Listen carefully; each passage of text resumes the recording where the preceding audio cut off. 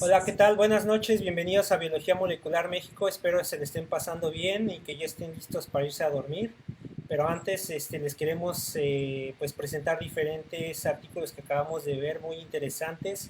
También queríamos nada más mostrarles lo que vimos la semana pasada. Y esta vez lo que quiero es tratar de tener un programa donde Daniel y yo estemos como presentando juntos el tema para pues tratar de hacerlo un poco más ameno y así hacerlo de una forma como más didáctica y más entretenida, porque a veces pasa que pues necesito a alguien, ¿no? Que me haga ahí que me ayude a seguir con los temas cuando a veces no entiendo ciertas cosas. Entonces creo que así estaría bien. Los invitamos a que se registren a la página de biologiamolecularmexico.com, a que nos sigan en el canal de YouTube que se llama Biología Molecular México. Estamos subiendo todos los videos. Y pues bienvenido, Daniel, ¿cómo estás? Hola, ¿qué tal? Muy bien, muy bien. ¿Y tú qué tal? Bien, aquí pues ya listos para presentar los artículos. Entonces, pues si quieres vamos comenzando. Déjame ver rápido. Lo que les quería mostrar era la vez pasada. Yo estuve solito explicando lo que era la estructura tridimensional de la RNA polimerasa del SARS-CoV-2.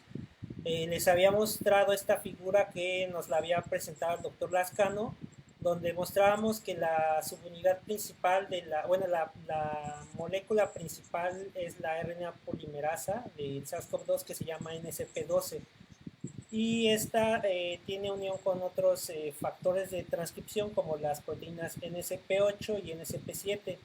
Entonces, nada más para que vean, les quería mostrar la cadena de RNA y cómo se va sintetizando el RNA para, pues sí, para sintetizar todo el genoma del SARS-CoV-2.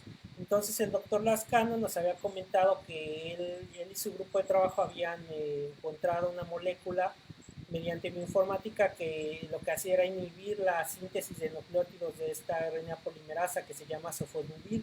Entonces, nada más para que quede claro, ya encontré el artículo que les quedé de ver la vez pasada, lo voy a mostrar acá. Entonces, el artículo de la vez pasada, que, no, que les quería de ver más bien, es este, que se llama la estructura de la RNA polimerasa del SARS-CoV-2, del COVID-19. Entonces, les quiero mostrar rápido las figuras antes de que Daniel nos empiece a explicar también la parte que él nos va a explicar después. Pero esta era la figura que se nos había pasado un poco, que se me hace muy interesante.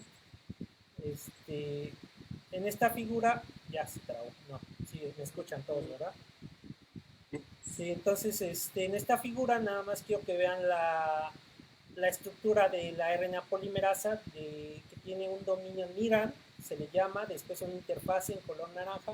Traten de seguir los dibujillos, es decir, esta es la representación lineal de la proteína de la RNA polimerasa. Pueden ver que empieza desde el aminoácido 0 hasta el 932 y tiene diferentes dominios, es decir, el dominio beta, el NIRAM, una interfase, dedos, palma y pulgar, que la vez pasada había olvidado el nombre en español.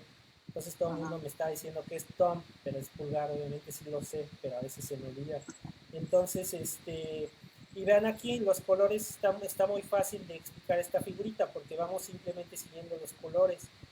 Como pueden ver aquí el color amarillo, que se ve el dominio NIRAM, después sigue la interfaz, que es aquí en color naranja, y después seguimos con los dedos, que están en color azul. Y de hecho los dedos también tienen subdominios, que es el dominio G, F, A, B, C, D y E. Entonces tiene diferentes números de dedos, y después la palma, que ven aquí en color rojo, y finalmente la parte del pulgar. Entonces vean cómo entre la palma, los dedos y el pulgar se forma un orificio, que es el lugar del sitio activo de la RNA polimerasa, que es donde ocurre la síntesis de RNA. Entonces vean aquí, esta es otra forma de cómo les muestran, y aparte muestran las otras proteínas que ya nos había explicado también el doctor Antonio Leascano y yo la vez pasada, que era el dominio NSP7, la proteína, los factores de transcripción en NSP7 y NSP8. Estos interactúan preferentemente con la zona de los dedos de la RNA polimerasa. Y para irnos rápido, vean qué rápido estoy explicando este artículo con ayuda de Daniel, excelente. Entonces, me voy a ir a la última figurita, que es de este artículo. Vean cómo la RNA polimerasa aquí en color gris muestran dentro de esta figura cómo ocurre la entrada de los nucleótidos de RNA. Entra por el lado derecho de la zona de la región del pulgar y el RNA templado entra por el medio, es decir, por ese orificio que les había mostrado, que podemos asemejar como este orificio de la mano cuando se toca el pulgar con los dedos. Entonces, pues este es un lugar bastante promisorio para el uso de moléculas que puedan inhibir la replicación de la RNA polimerasa del SARS-CoV-2. Entonces, como acabamos de ver, y vamos a hablar un poco, y Daniel nos va a explicar también, ahorita en las noticias está muy fuerte la noticia del remdesivir. Trump y Fauci están hablando mucho de esta molécula, en las noticias está a todo dar que esta molécula, están hablando mucho de ella, y esta molécula pues es importante porque se está uniendo en el sitio activo del RNA polimerasa del SARS-CoV-2.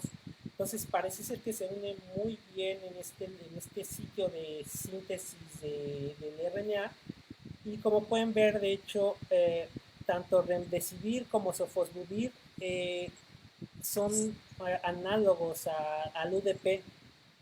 Entonces, pues sí, parece ser que estas moléculas pueden ser bastante promisorias, y de hecho han mostrado, parece ser que acaba de salir un artículo sobre la parte clínica del uso de remdesivir. Entonces, pues sí pueden ver que ya está el paper sobre la estructura tridimensional del RNA polimerasa del SARS-CoV-2, y vemos cómo se unen las moléculas como remdesivir o sofosbuvir al sitio activo de esta RNA polimerasa. Entonces, bueno, con esto tratamos de hacer un tipo de enlace del tema anterior con el tema nuevo del que vamos a hablar, que es el uso ¿de qué? Pues de drogas, Sí, ¿no? sí, de Exactamente. diferentes drogas. De diferentes drogas que pueden ser potenciales para inhibir la replicación del SARS-CoV-2. Y rápidamente les quiero mostrar aquí la estructura tridimensional del RNA polimerasa del SARS-CoV-2. Ya está aquí hecha, vean cómo se ven. De hecho, marcan los pulgares, marcan los diferentes, me parece ser que aquí de este lado derecho se ven los pulgares, la palma, los dedos, y en colores naranjas, morado y rosa se pueden ver los otros factores de transcripción que les había comentado. Entonces, pues les vamos a dejar los enlaces para que jueguen con esta RNA polimerasa del SARS-CoV-2, pero vean aquí cómo se ve el orificio de entrada para la síntesis de nucleótidos. Entonces, bueno, con esto yo les presento rápido esta parte de la inhibición de la RNA polimerasa, y ahora vamos a ir un poco a que Daniel nos explique la parte de la carrera para ver las vacunas contra el SARS-CoV-2. Entonces, bienvenido Daniel, disculpa Gracias. por No tardarme te tanto. preocupes, Rodrigo. Bueno, pues apenas en la página nosotros subimos un link para la revista Nature, en donde te podemos ver este reporte, este PDF, que es un resumen básicamente de los diferentes grupos de trabajo que están realizando diferentes vacunas. Y bueno, pues nos dice que alrededor de 90 vacunas son las que se están desarrollando en todo el mundo, en diferentes países. Y bueno, pues tenemos que recordar un poco de inmunología, y la parte que tenemos en la imagen del lado derecho, perdón, del lado izquierdo, si puedes bajarlo un poquito. Ok, esta parte de acá solamente es un recordatorio de qué es lo que necesitamos para poder tener una vacuna que pueda conferirnos inmunidad. Entonces debemos de recordar que, bueno, el virus ya sabemos que se une preferentemente con su receptor AC2 a la membrana de las células, principalmente del tracto respiratorio. es un virus de RNA de sentido positivo. Y bueno, pues una vez que es infectada la célula y que se generan, los virus son ensamblados, pues estos son liberados, puede ser por lisis de la misma célula a medio extracelular, y una vez en medio extracelular, pues diferentes células fagocíticas, preferentemente una célula dendrítica, una célula presentadora de antígenos, por eso lo tenemos aquí como célula APC, esa que tenemos en esta parte de acá. Lo que va a hacer es fagocitar a este virus para que posteriormente sea procesado y sea presentado en su contexto de MHC. Esta interacción del virus, o bueno, más bien de los péptidos antigénicos digeridos por la célula presentadora de antígeno, va a ser presentado al linfocito T de tipo helper, y a su vez tendrá diferentes trabajos, ¿no? O sea, tanto va a suministrar diferentes tipos de citocinas para la activación de linfocitos B, como también citocinas para la activación de células T citotóxicas, ¿no? Del perfil citotóxico. Entonces vamos a poder obtener tanto anticuerpos que tienen que ser de carácter neutralizante. Eso es muy, muy importante, que las vacunas con las que se están trabajando deben de poder obtener anticuerpos de tipo IgG principalmente, debido a que esos son los que tienen mayor característica neutralizante. Eso quiere decir que el virus no va a poder interaccionar con las células del receptor, del hospedero, y entonces podrá ser reconocido y podrá ser eliminado por diferentes células fagocíticas.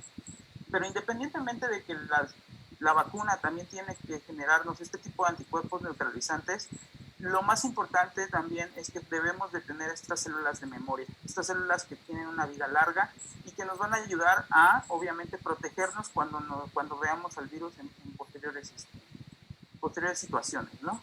Entonces, el artículo, si puedes subir un poco la imagen del lado derecho, tiene una gráfica de barras. Tiene una gráfica de barras en donde podemos encontrar los diferentes tipos de vacunas que se están trabajando. Tenemos vacunas con el virus completo, que puede ser inactivado, o bien la otra... Debilitado, exactamente. Debilitado. Aquí hay que tener mucho cuidado con el debilitado, porque, bueno, personas con inmunosuprimidas pues pueden generar un poco de efectos adversos. El otro, el inactivado, generalmente es por calor o por diferentes compuestos químicos. También una nueva tecnología que son los vectores virales, que generalmente se utilizan para terapia génica, pero que ahora están siendo muy utilizados para las vacunas. Pueden existir de dos tipos de virus replicativos y no replicativos. Eso está en condición de que si el virus es un virus completo, no es el virus SARS-CoV-2, se utilizan otros dos tipos de virus, en donde se ingresa, se le une la secuencia al genoma de alguna proteína que queramos que sea reconocida por el sistema inmune. Preferentemente ahorita se está utilizando la proteína Spike, porque es la que tiene que ver con el reconocimiento del virus hacia la célula, y al parecer pues obviamente es la más inmunogénica.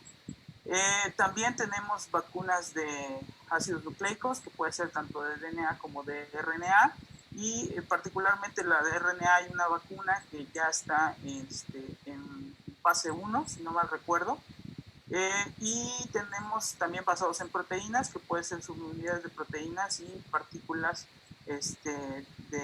similares al virus. También está muy padre, es esta parte de las partículas similares al virus, porque lo que se hace es ingresar el material genético a las células del huésped, se sintetiza la proteína de cápside, por ejemplo. Las proteínas de cápside por sí solas se arman sin necesidad de tener el genoma, y entonces se generan virus que no tienen material genómico, que no pueden causar pues una enfermedad, y son muy robustos para generar anticuerpos protectores. Está muy padre eso. Entonces, bueno, tenemos aquí los diferentes tipos de vacunas que se están trabajando, el número de vacunas que se están desarrollando por los diferentes equipos. Podrán ver que las basadas en proteínas son las que tenemos con mayor número, y en segundo lugar los vectores virales. No sé si quieras agregar algo. Sí, de hecho, nada más recuerdo que había visto un artículo donde decían que a veces puede ser incluso peligroso inyectar nada más, por ejemplo, la proteína espícula, porque era suficiente generar una respuesta inmune agresiva con el hecho de tener simplemente la proteína espícula expresada. Entonces, sí, como dicen, a pesar de que hay un alto número de estudios para expresar las proteínas, hay que tener cuidado, y por eso es importante pasar los diferentes trials que se llaman para poder pues, comprobar que no existe una reacción tóxica para el cuerpo. Pero sí, o sea, hay que, aunque son las que ahorita sí, hay mayor estudio sobre esto, hay que tener bastante cuidado sobre las proteínas que se inyectan. Sí, bueno, y pues tenemos, el artículo está muy padre porque tiene muchos dibujos, ¿no? Y los dibujos, como siempre, nos facilitan el poder comprender cuáles son los mecanismos que se están utilizando para generar estas vacunas. Bueno, más bien no para generarlas, sino cómo funcionan, ¿no? Las vacunas de virus, las inactivadas y las debilitadas, pues se han utilizado sin fin de veces, ¿no? O sea, las ocupamos nosotros somos vacunados podemos ser vacunados con virus inactivados o debilitados, y aquí podemos ver las dos formas en cómo podemos ser inmunizados con estos dos tipos de virus. El debilitado se puede dar por diferentes formas. Podemos debilitar un virus. Por ejemplo, si un virus es de humano, lo que se hace es inmunizar en otra especie que no es la del humano. El virus empieza a mutar, se empieza a ser más favorable hacia ese receptor, y después ese mismo virus es inoculado o es inmunizado en el humano, y debido a que ya cambió su forma de cómo infecta las células, entonces pues ya no es eficaz para poder infectar en el humano, y se monta una respuesta inmunológica. O bien modificar secuencias de proteínas que sean de interés al virus para poder infectar al humano, ¿no? Eso es lo que se puede hacer. Y pues el otro, pues se puede hacer por diferentes maneras, ¿no? Por calor, o bien por diferentes compuestos químicos. Mira, de hecho, interesante, yo no sabía esto del formaldehído. Ajá, el formaldehído se puede utilizar. Uh-huh. Se puede utilizar. Está Entonces interesante. ya nos dan el virus completito, así como lo vemos en una infección normal, solamente que se trata de no generar la enfermedad. Sí, una respuesta inmunológica, pero no la patología como tal. Y muchas veces eso es lo que nos han inmunizado en Uh-huh. algunas vacunas. El único problema de este tipo de vacunas, pues es que puede generar una respuesta mucho más severa en personas que que están inmunosuprimidas.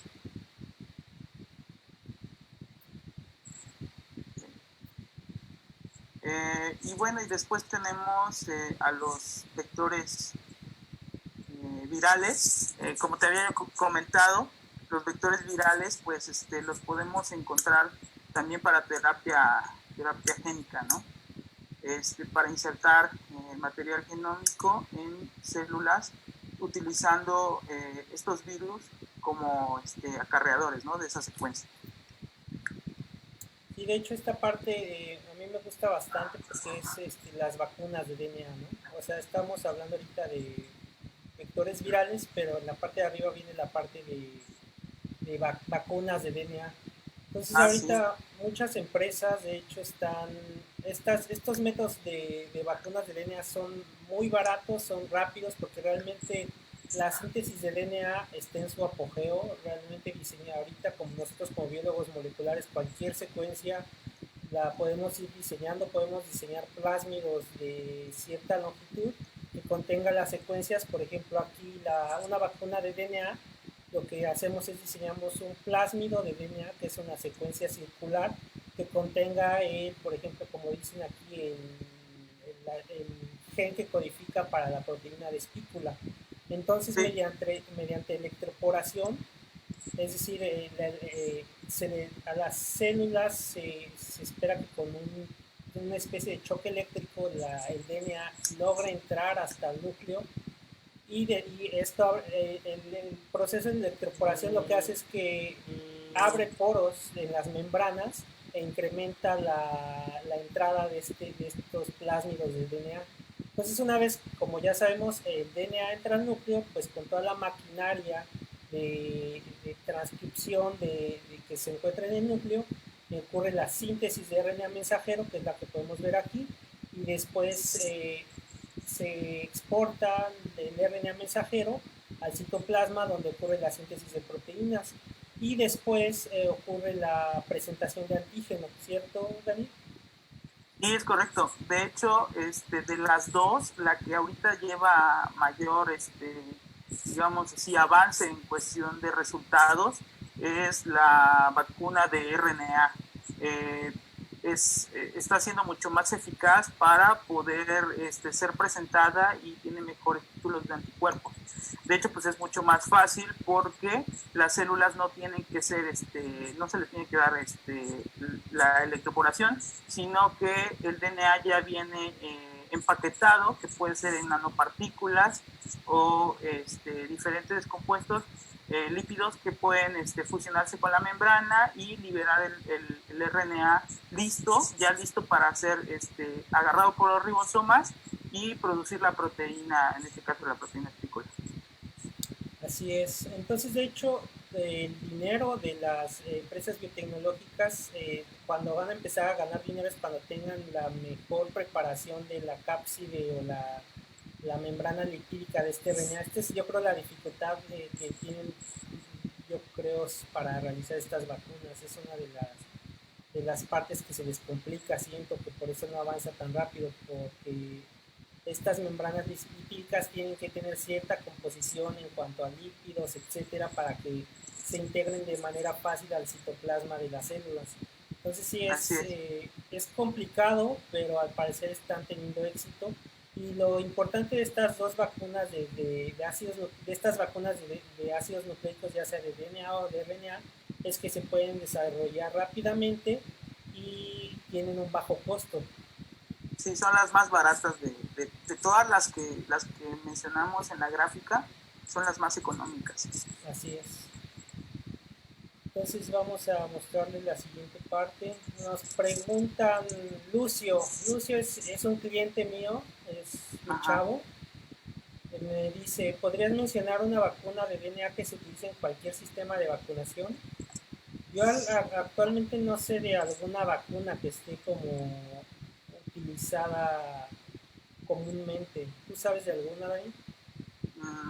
Déjame checar que ahorita ya esté en función. Sí, yo no sé, seguramente debe haber para. No, realmente no sabemos. Nos puso en jaque Lucio, como siempre quiere lucirse. Está bien, de ya, hecho, ya tenía la respuesta. se puso a estudiar un poco sobre eso. Lucio es Ajá. un compañero mío de la FES Estacada, siempre lo presumo, pero Pues, lo hemos invitado, pero no quiere estar en el equipo porque le molestan los memes. Entonces, bueno, aquí lo vemos luciéndose. Saludos, Lucio.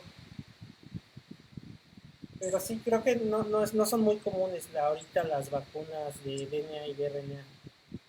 sí, ya para uso en población, yo recuerde, no, o sea, por ejemplo, nuestro grupo de trabajo se han realizado vacunas para Chagas, por ejemplo, pero obviamente no han tenido muy buenos resultados. Sí, apenas comienza esto de Para las vacunas. Trypanosoma cruzi. Exacto. Vacunas de DNA para VIH, para VPH, cáncer de próstata, hepatitis B, contra malaria, pero que ya se usen de manera rutinaria en un esquema de vacunación, Sí, no, no apenas sabría comienza esto. decirles, pero sí, obviamente sí hay muchos usos que De hecho, están por ahí. eso se está acelerando tanto el desarrollo de estas vacunas de ácidos nucleicos, por la velocidad de reacción que pueden tener. Es decir, Ujú. como sabemos, desarrollar las vacunas tradicionales toma años. Entonces, estas vacunas de DNA y de RNA, pues al final pueden realmente, con ganas, un investigador así solito se puede hacer una vacuna en una semana. Sí, sí, Entonces, esa es la ventaja, teniendo la secuencia de la proteína de interés, que tenga que sea más inmunogénica, pues puedes irte hacia atrás, hacer el RNA y de ahí poderlo introducir en la célula que tú quieras. así es. Entonces, Perdón, sí, sí, si por ejemplo, muchas veces sucede que si tú utilizas, por ejemplo, en las vacunas basadas en proteínas, si utilizas un procariote para poder producir la proteína, pues bien sabemos que no va a generar algunas modificaciones post-traduccionales, ¿no? Entonces, si tú ya si le das el mensajero a la célula eucariota, que es la que de por sí lo va a producir cuando va a ser infectada, pues te va a dar una proteína exactamente igual a la que tú tienes cuando ves al virus, ¿no? así es. Y ahora sí, entonces podemos regresar a la parte que no vimos bien, que era la parte de vectores virales, vacunas de vectores virales. Sí, aquí en esta, pues como te estaba yo diciendo, eh, todo empezó no por las vacunas, sino por la terapia génica, ¿no? En donde se utilizan estos tipos de virus para poder introducir material genómico exógeno de interés hacia una célula blanco. Y pues ahora lo hacen para introducir material genómico del virus y así las células puedan producir la proteína de interés y esta pueda ser presentada en el contexto de MHC. Así es como vemos aquí en la figurilla, ¿no? Uh-huh. Y tenemos pues los dos, ¿no? El no replicativo y el replicativo. Entonces en el replicativo tiene mucho mejor eh, funcionamiento en cuestión de se obtienen muchos virus y el hecho de que pueda ser replicativo dentro del huésped no genera patología, se replica el virus dentro del huésped y es procesado esta secuencia y se generan muchas proteínas, ¿no? Y entonces es más robusto el número de anticuerpos que se van a generar con respecto a la que no es replicativa, pero también es muy buena. Entonces aquí de hecho podemos ver el virus que se ve de la izquierda, que puede ser como dicen, por ejemplo, la nueva vacuna aprobada del ébola, es un Uh-huh. ejemplo de vector viral. Entonces parece Sí, ser que inyectan el virus que ya tiene aparte la proteína, el gen que codifica para la proteína espícula y aparte otros uh-huh. genes virales. Entonces este virus empieza a replicarse y después ocurre lo que nos comenta Daniel, que es la presentación de antígeno. Y la Sí, otra, perdón, de hecho el mismo virus entra a la célula, procesa la proteína y la presenta, ¿no? exactamente. Y después vamos con la otra parte que es las vacunas basadas en proteínas. Ok. Pues aquí, yo si quieres, yo la puedo explicar. Sí, Realmente claro. lo que hacen es se sintetiza previamente la proteína. Entonces ya nada más se inyecta la proteína y la proteína después, al estar en el organismo, es descubierta por las células del sistema inmune y pues simplemente empiezan a generar esta síntesis de anticuerpos para evitar pues sí, para generar la reacción inmune hacia estas proteínas. Y en este caso, como siempre, pues son las proteínas que forman parte de la cápside o que están en la membrana por ejemplo, del SARS-CoV-2. En este caso, la proteína Spike o la proteína M.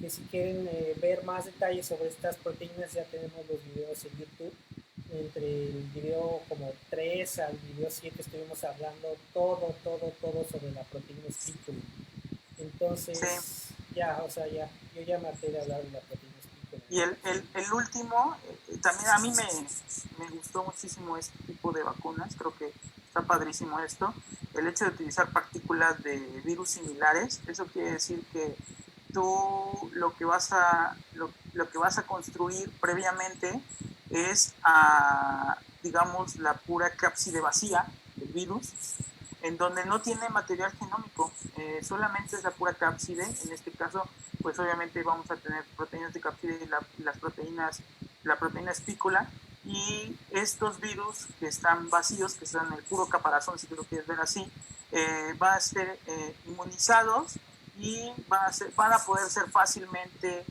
procesados, van a poder ser presentados sin generar va a generar una respuesta inmunológica, sí, pero no va a generar una patología. Así es. Entonces vean, este artículo realmente me parece, es como un mini review, yo creo, ¿no? O sea, es Sí, una especie de mini review. Entonces creo que ya se acabó, se acabó. sí, Realmente es está, todo, ¿no? O sea, te va explicando más o menos cómo va trabajando, te va diciendo qué países son los que están en la búsqueda de la vacuna. Obviamente Estados Unidos son los más interesados en obtener una vacuna. Este, y también te muestra, muy importante, quiénes son los que están aportando la lana, ¿no? Y obviamente la iniciativa privada es la que está soltando el billete para poder generar estas vacunas. así es. Y de hecho, Lucio otra vez queriéndose lucir nos dice, en mi opinión, al final la vacuna que se apruebe para COVID-19 será el típico licuadito o virus atenuado. Pues así como vamos, parece ser que sí. Sí, sí, Realmente, si hubiera habido las ganas de los gobiernos de diseñar vacunas rápidamente, hubieran sido las vacunas basadas en ácidos nucleicos, porque su fortaleza era precisamente eso, que se podían aplicar rápidamente, etcétera. Pero a la velocidad en la que vamos, pues espera que vayamos a irnos a la forma tradicional de vacunas atenuadas. A la otra que yo siento que podría ser es la de expresión de proteínas, que es la de inyectar únicamente las proteínas, perdón, las vacunas basadas en proteínas. Yo siento que sería la segunda opción, que de hecho es la uh-huh. que vemos que está más avanzada, ¿no? En que vimos aquí. Exactamente, ya ¿Cuál, está bastante avanzada, como vemos cuál, aquí en cuál la es la tabla. que tienes avanzada? ¿Cuál es la que dices? La Perdón. basada en proteínas, es decir, que se sintetiza previamente Ah, la sí, proteína y se inyecta. sí, ese es como que caballito de batalla. El problema de virus proteínas parecidas al virus es la manufactura de las estructuras, que todas estén correctamente bien ensambladas. Ese es el problema. Exactamente. A bajas escalas se puede hacer, pero ya hacerlo a grandes para poder cubrir el número de vacunas que se necesitan en el mundo, ahí es el problema que tienen ellos para poder realizarlo, es lo que estuve leyendo. Y de hecho José Salvador Sarabia ya le está haciendo paro a Lucio ahí en los comentarios. No Ajá. sé si trabajan juntos o son, tienen que ver ahí, pero qué bueno que se apoyen, está genial. Sí, Este, pues es que así pasó con la H1N1, ¿no? O sea, la vacuna que nos dieron fue una vacuna basada en virus, ¿no? y Ernesto Guerrero, se nos pasó una pregunta de Ernesto Guerrero, déjame revisar. Dice, se ha mencionado que la infección no produce una inmunidad de largo plazo. ¿Creen que con diversos refuerzos o boosters se logra esta inmunidad? De hecho, ahorita vamos a mostrar un artículo, ¿verdad? El que acaba de Sí, salir, de la sí. respuesta inmune. Entonces, ese también nos lo va a explicar un poco Daniel. Yo voy a tratar de explicarlo. Daniel tiene un poco más de experiencia en esta parte de anticuerpos, entonces ahora sí que yo lo voy a seguir un poco más. Pero sí, parece ser que sí se está generando respuesta inmune a después de ciertos días, ¿verdad, Dani? Sí, sí se generan, o sea, sí hay una respuesta inmunológica, sí hay un aumento del título de anticuerpos. El artículo está más enfocado no tanto hacia la protección, sino a la detección por técnicas serológicas. Pero, de hecho, ellos mismos en el artículo mencionan que no pudieron evaluar si los anticuerpos que ellos estuvieron evaluando a diferentes semanas son de carácter neutralizante. Ese es algo que se debe de analizar más. Y antes de que se nos pase otra pregunta de David Aguilar Cardoso, nos dice, ¿la proteína Spike no aparece en el cuerpo humano en algún otro lado? ¿Solamente es de origen viral? Parece ser que sí, que es exclusivamente viral. De hecho, Sí. precisamente por eso es que se está tratando de diseñar fármacos contra la proteína espícula. Y nada más le recuerdo otra vez, la proteína espícula se encuentra en la membrana del coronavirus y forma trímeros. Y esta tiene dos conformaciones, la conformación up y la conformación down. La conformación up es la que interactúa con la proteína AC2 de humano. Entonces esto ya lo vimos, si quieren revisen en nuestros videos anteriores en YouTube y no olviden suscribirse también ahí.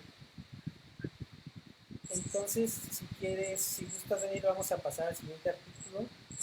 Claro. Es el de, precisamente el que Ernesto Guerrero tiene duda de la generación de anticuerpos. Este artículo, según yo, salió en esta semana, o sea, se acaba de salir hace... salió el 29. Sí, o sea, ayer salió. Ayer. Exactamente, entonces, como pueden ver, nosotros en nuestra página y en nuestros videos preferimos darles información salidita como el pan caliente. Revisamos los artículos más novedosos, tratamos de buscarles las figuritas más bonitas para que entiendan y todo. Y pues sí, estamos viendo los artículos más impactantes realmente a nivel mundial.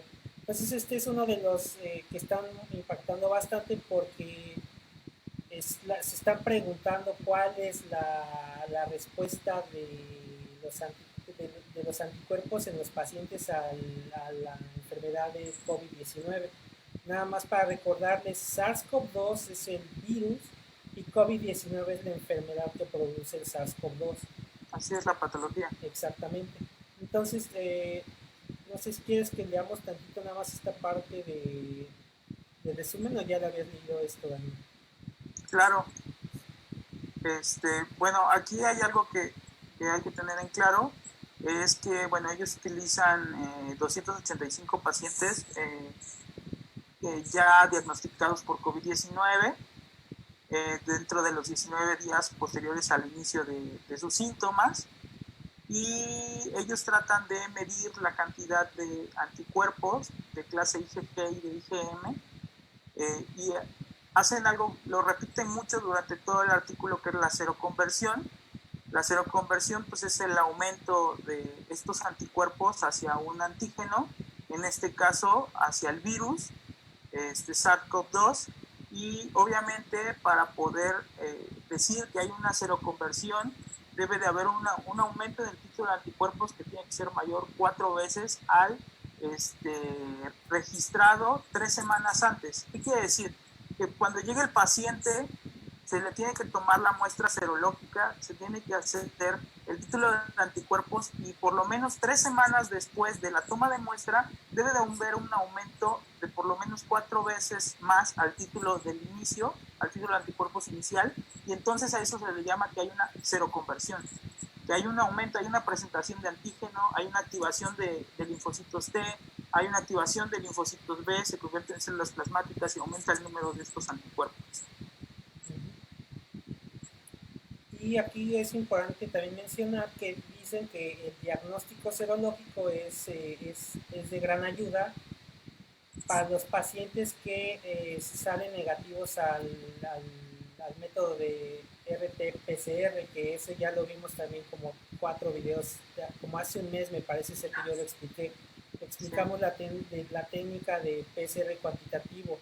Rápidamente les explico, en esta se extraía el RNA, bueno, se extraía el virus del paciente, bueno, se hacía como un lavado faríngeo, después de ahí se obtenía el virus, se extraía el RNA del virus y a partir del RNA se extrae el cDNA, y con este cDNA se hace PCR, pero utilizando sondas que son fluorescentes. Entonces cuando hay indicación de este cDNA es que hay presencia de, bueno, es que se detecta como positivo al paciente, pero a veces ocurría que eh, podía la persona tener el coronavirus, pero el qPCR, el PCR cuantitativo, no mostraba ninguna señal. Entonces esto ocurría, eso daba problemas. Y ya les expliqué también por qué es que daba problemas. Podía ser por el diseño de los primers o porque tenía partes del genoma que estaban en el humano o porque generaban los primers estructuras secundarias, etcétera. Entonces la claro, técnica de PCR cuantitativo, aunque es muy específica y es muy buena, hay veces que trae algunas problemas. complicaciones. Entonces, sí, o sea, este es como a la par de PCR cuantitativos, sugieren ellos que también se empiece a utilizar muestras serológicas. Entonces, si quieres, Sí, vamos a pasar a la primera gráfica para que nos las expliques, pero antes nos pregunta David Aguilar Cardoso, dice, todos los en vivo se graban para verlo después? Sí, en Facebook se graban los videos, se suben automáticamente, entonces los pueden revisar en cualquier momento y aparte después los subimos a nuestra página web, a biologiamolecularmexico.com y además los subimos a nuestro canal de YouTube donde ya empezamos a tener bastantes seguidores. En 2 semanas ya tenemos 500 viewers, así que los invitamos a que nos den like allá en YouTube y a que nos sigan en todas nuestras redes sociales. Entonces, Daniel, te dejo con esta gráfica. muy bien. No, no, no, está todo perfecto. Este, bueno, entonces, seguimos con el artículo. Entonces ellos lo que estamos viendo en esta gráfica, pues es la cuantificación, ¿verdad? De estos anticuerpos, donde tenemos tanto los anticuerpos de tipo IgG como los de IgM y los combinados los dos, ¿no? Y con base al número de semanas podemos ver el aumento de estos casos positivos. Aquí es porcentaje de positividad, no de títulos de anticuerpos. Uh-huh. O sea, eso quiere decir que de 2 a 4 semanas, por ejemplo, para anticuerpos de tipo IgM, tenemos alrededor entre 12 a 13 personas positivas de las 200, ay, ok, de las 285 personas diagnosticadas, ¿no? Por SARS-CoV-2. Uh-huh. Y con base a eso vamos viendo cómo va avanzando el tiempo y podemos encontrar un mayor número de casos positivos tanto para IgM como para IgG. Eso es lo que nos muestra la imagen. Y bueno, pues lo que nos dice es que aproximadamente tenemos una media del día 13 post síntomas en donde se pueden detectar a las personas que hay una cero conversión. Eso quiere decir que aumentaron 4 veces más el título de anticuerpos a lo observado en el inicio de la toma de muestra. Así es. Entonces vamos a ver digo, si vamos a tratar de irnos porque a veces nos vamos a seguir un poco más rápido porque también les quería presentar este artículo, nada más déjenme recordar, ya, ajá, ahorita se los muestro, pero bueno, regresando con esto era los niveles de anticuerpo, ¿verdad? Sí, eh, en esta de acá podemos ver cómo los anticuerpos ya en la semana 22 a la 23 ya podemos tener un buen número de títulos de anticuerpos. Podemos ver que de la semana de la 8 a la 14 y de la 15 a la 21 el número de anticuerpos, el título de anticuerpos puede variar, o sea, vamos a encontrar personas que expresan una gran cantidad de anticuerpos, pero también vamos a ver personas que expresan una baja cantidad de anticuerpos. En la semana 8 a la 14 y de la 15 a la 21. De la 22 a la 27 ya podemos ver, en caso de las IgG, cómo los anticuerpos, el título de anticuerpos en todas las personas ya es de manera más homogénea. Nada más, yo tengo dudas, no soy inmunólogo, entonces, bueno, y lo vi en la carrera, pero ¿nos puedes explicar un poco esta parte de la IgG y IgM? ¿Cuál? Acabo de mostrar una ventanilla en Google, no sé si la alcanzas a ver, Ujú. donde se muestra la diferencia entre los anticuerpos IgG e IgM. En cuestión de estructura, los anticuerpos IgM, pues en primera son los primeros que se producen, ¿no? Durante el proceso de una infección. Uh-huh. También algo que es muy importante es que los anticuerpos IgM no tienen región bisagra, eso quiere decir que no tienen esta flexibilidad en las regiones, en la región hipervariante, y eso hace que dificulte la unión de los anticuerpos con los antígenos, los IgM. De hecho, por eso se crean este tipo de estructuras en donde se unen los IgM y forman esas estructuras pentámeras. Los IgG, pues generalmente preceden a los IgM, eso quiere decir que son producidos después, pero en experimentos que vienen más abajo, ellos pueden checar que hay personas que producen IgGs al parejo de las IgM durante el proceso de los días, y en otras los IgM empiezan a expresarse más pronto que los IgG empiezan a expresarse más pronto que los IgM. Entonces, en cuestión de estructura, como te puedo decir, los IgM pueden generar esas estructuras de pentámeros, y los IgG no, son monómeros.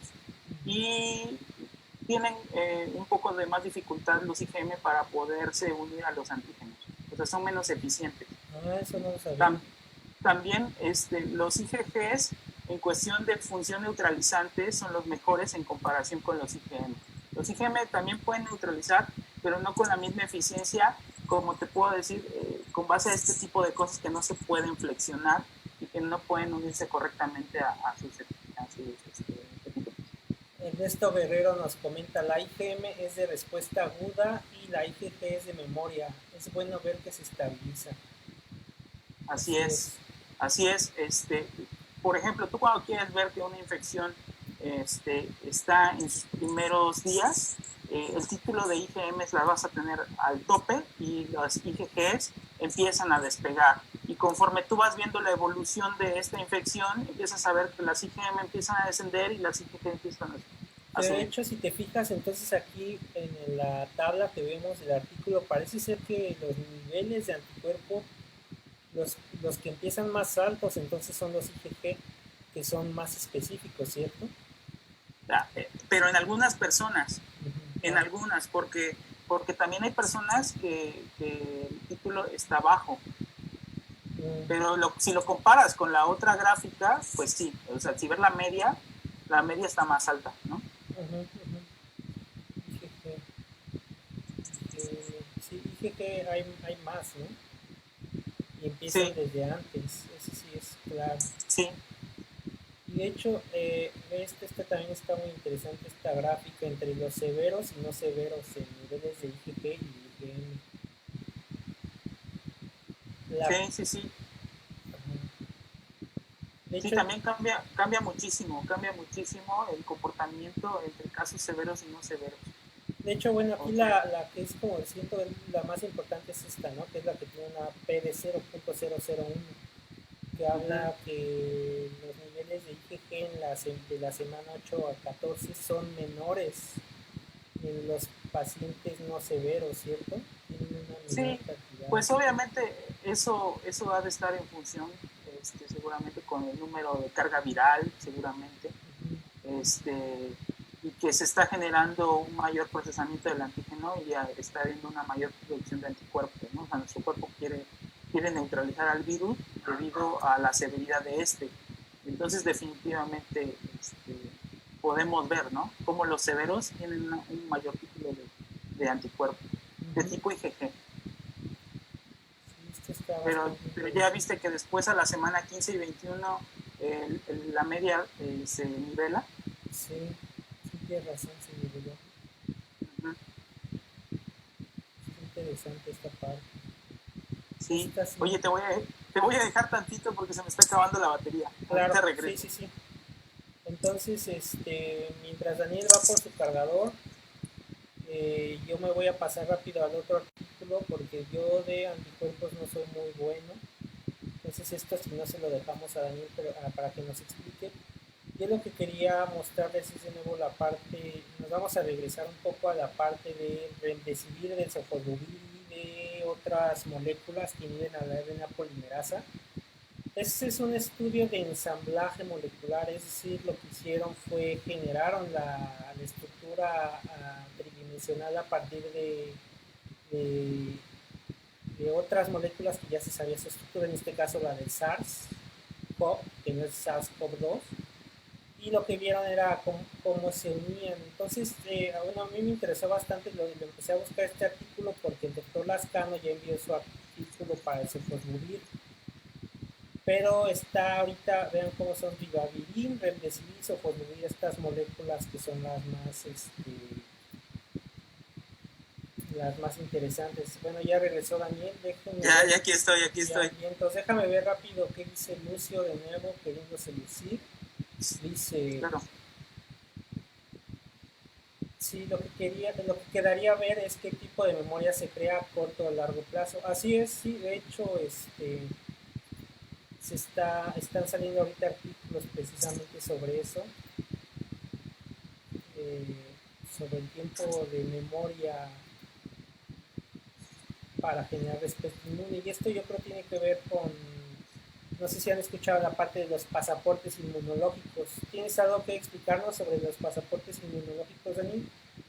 Sí, bueno, yo hoy en la mañana estuve leyendo de la Sociedad Americana de Inmunología que algunas personas, no sé si son los gobiernos como tal, están tratando de generar un pasaporte inmunológico. ¿Eso qué quiere decir? Eso quiere decir que tú te tienes que hacer una prueba serológica, no de PCR en tiempo real, sino serológica, en donde si tú sales negativo a la presencia de anticuerpos sobre el SARS-CoV-2, entonces tienes la posibilidad de poder viajar a otros países, a otras ciudades, poder trabajar, y si no, te niegan ese permiso, ¿no?, para poder hacerlo. El problema de que ellos mencionan es que la FDA ahorita ha permitido diferentes pruebas serológicas, que algunas sí son muy buenas. Estaba yo viendo que había una que tiene una sensibilidad del 99%, pero una especificidad del 96%. Se oye muy bien, o sea, se oye muy bien, pero el problema es que si ya lo vas a aplicar para cuestiones de movilidad de personas y sobre todo para generar ingresos, esas personas, ese porcentaje que no es reconocido, que puede ser tanto falso positivo como falso negativo, pues va a perder la posibilidad de poder trabajar, ¿no? Entonces es un tema muy delicado, está interesante el artículo y el enfoque que le da la Sociedad Americana de Inmunología. Ellos están en la postura de que no se debería de hacer, o sea, por más buena que sea tu prueba, no tienes un 100% de confianza, y eso hace que, o sea, es echarte un volado, ¿no? Exactamente, de hecho, nosotros incluso en los laboratorios hacemos experimentos de Western blot y hay veces que hay 10 anticuerpos para la misma proteína que queremos y todos actúan de diferentes formas, a veces se unen, a veces no se unen, es decir, la parte de anticuerpos, de detección de enfermedades, etcétera, por eso es que está tardando tanto, por eso es que necesita tanta regulación. De hecho, desafortunadamente por ahí en Facebook yo tenía un contacto médico que apenas acaba de llegar a América, toda esta parte del SARS-CoV-2, del COVID, y ya estaba, esa persona ya estaba vendiendo kits de detección de SARS-CoV-2 así, o sea, Wow. en su perfil de Facebook, y creo que hasta me bloqueó la persona, o sea, porque luego le pregunté si estos estaban regulados, y ya de hecho me dio como un poco los datos, me dediqué un poco a buscar el origen de esta empresa de los anticuerpos, y pues sí, resulta que es una empresa china que pues sí, o sea, está haciendo su método de detección, pero el problema es ese, que no están estandarizados, y de por sí con el PCR cuantitativo a veces hay falsos positivos o falsos negativos. Ahora el problema de los anticuerpos, de que si detectan o no detectan enfermedad, pues también puede traer problemas. Y como dices, Sí. pues precisamente la sociedad esta que comentas, pues está renuente a aceptar al 100% el uso de estos pasaportes. Sí, no, sí es un tema muy delicado porque ya ahí es cuestiones económicas, políticas, o sea, y es basar toda tu economía en una prueba, ¿no? Exacto, entonces sí hay que tener mucho cuidado, sobre todo tengan cuidado con los médicos que sí, que quieren hacer un bien vendiéndote sus métodos de detección de SARS-CoV-2, pero al final pueden ser métodos que no están 100% comprobados o estandarizados. Entonces, a la larga, un paciente, por ejemplo, en México, que tiene la duda si tuvo COVID o no tuvo COVID, que porque se sentía mal o se sentía con ciertos síntomas, pues puede comprar esta prueba que no esté estandarizada y de por sí ahorita que hay que estamos apretados en dinero, pues va a gastar su dinero tal vez en una prueba inmunológica que no está estandarizada o aceptada o regulada. De hecho, este artículo que estamos mostrando, ellos hablan sobre la reactividad cruzada de su kit diagnóstico con otros tipos de virus, obviamente de la familia de los coronavirus, y ellos encontraron que tenían casos donde les daba un resultado positivo porque la persona estaba infectada por SARS-CoV, no SARS-CoV-2, sino por el SARS. Entonces, ¿Esto está en una la figura? proteína de CAP, perdón. ¿Eso está en una figura aquí? No, está en el texto, Ah, ok. Ajá. no viene la figura, viene en adjunto.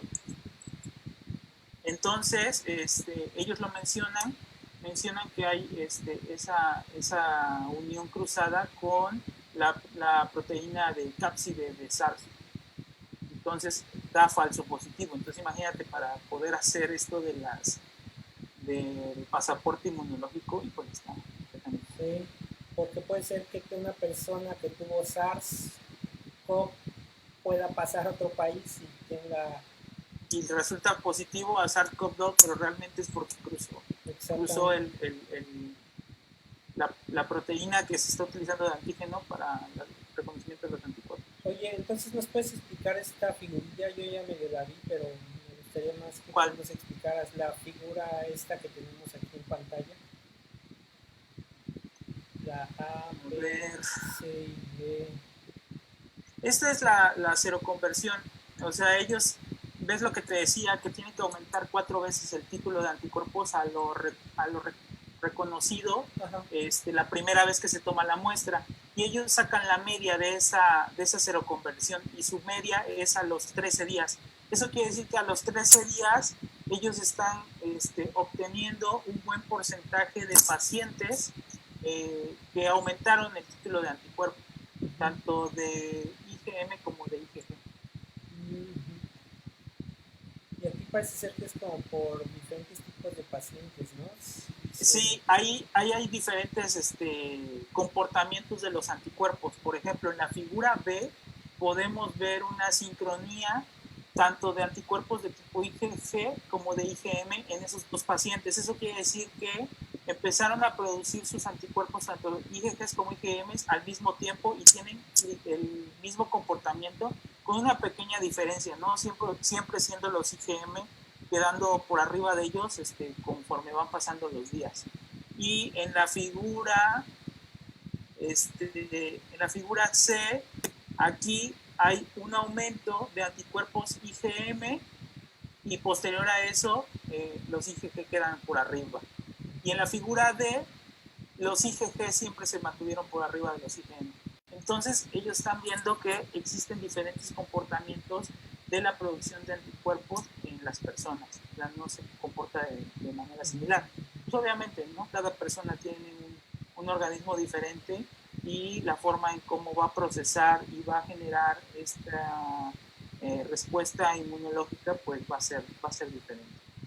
Y bueno, aquí ya tienen como diferentes figurillas, vamos a ver si encontramos algo interesante.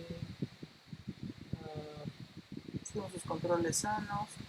sus controles sanos que, como dices, no generan, ¿verdad? Ajá. Sí, son sus controles, O sea, pues estuvo muy bien. para ver que realmente se están uniendo anticuerpos IgM y IgG que reconocen al virus SARS-CoV-2 y no a otra cosa. Pues, Todo eso es lo que se tiene que hacer para evaluar pruebas diagnósticas. Realmente es todo un rollo. de ahí nosotros de nuestro grupo de trabajo trabajamos con algunas pruebas de ELISA para detección de anticuerpos contra el virus dengue de los 4 serotipos, y realmente es todo un show, ¿eh? Sí, sí, sí. Sí, esto de los anticuerpos sigue pareciendo un arte, ¿no? Como Así es. que es tan complejo, y de hecho igual después nos echamos una clasilla, ¿no? De anticuerpos, etcétera. No olviden Sí, claro. registrarse en la página de biologiamolecularmexico.com. También no olviden apoyarnos pues en la creación de este canal, etcétera. Los invitamos a que nos sigan en YouTube, que nos den like allá también, a que se registren.